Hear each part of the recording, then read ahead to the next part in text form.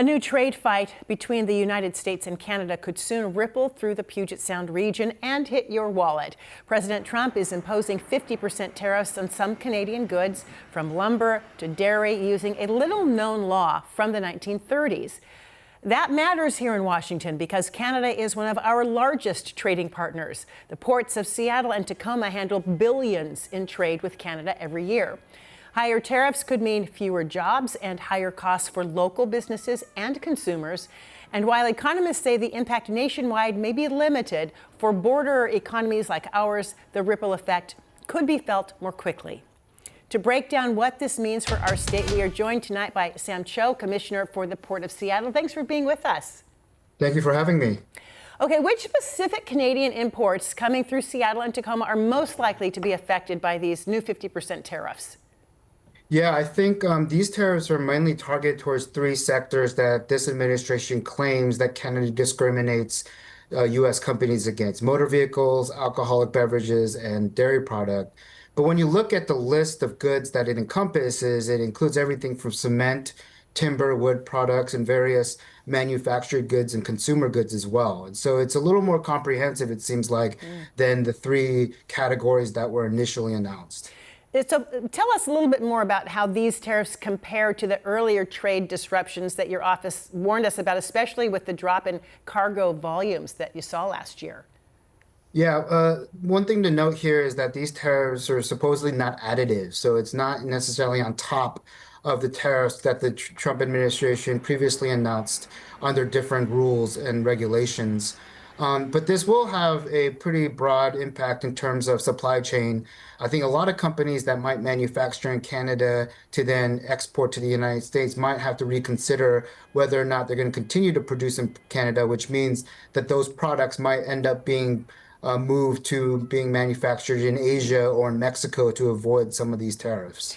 Are you seeing any Canadian exporters or shipping lines pulling back already just in anticipation of these tariffs? Not quite yet. My understanding is that these tariffs don't go into effect until August 19th. I think the industry itself is kind of holding their breath to see whether or not the administration and the government of Canada can strike a deal before August 19th so that they can avoid the 50% tariff altogether. This seems to be a pretty common tactic in this administration to ratchet up the pressure when it comes to these negotiations so that they can have the upper hand. And so I think a lot of the movement we might see will happen post August 19th and not a knee-jerk reaction in the next coming days. And then if they do go through mid-August, what do you anticipate, especially when it comes for local jobs, longshore workers, truckers, warehouse employees who really depend on that steady cargo flow? Yeah, most of our cargo actually are cross-border transactions with British Columbia, and I want to say that Canada is one of our biggest trading partners as a state, and so this will have broad-ranging impacts. But really, it's going to be the truckers, warehouse workers that are going to be affected by this along the supply chain, who might be out of the job because those goods are no longer flowing through the border. Is there any impact that you might expect for exporters in Washington, things like apples, dairy, or wheat? Yeah, so Canada has not yet responded with retaliatory tariffs or retaliatory measures. I would not be surprised if the Canadian government retaliated, with their own set of tariffs in order to try and create some leverage on their own. And so that will obviously affect some of our exporters in terms of getting our goods to Canada. I think everyone knows that there's a widespread boycott of American liquor in Canada just out of national pride.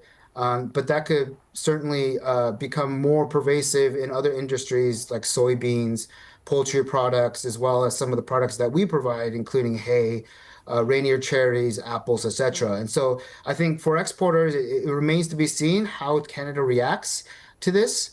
And hopefully Canada and the United States can strike a deal before August 19th.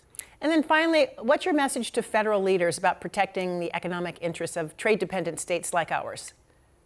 Well, at the end of the day, this is about, growing the economy and creating jobs for the American people.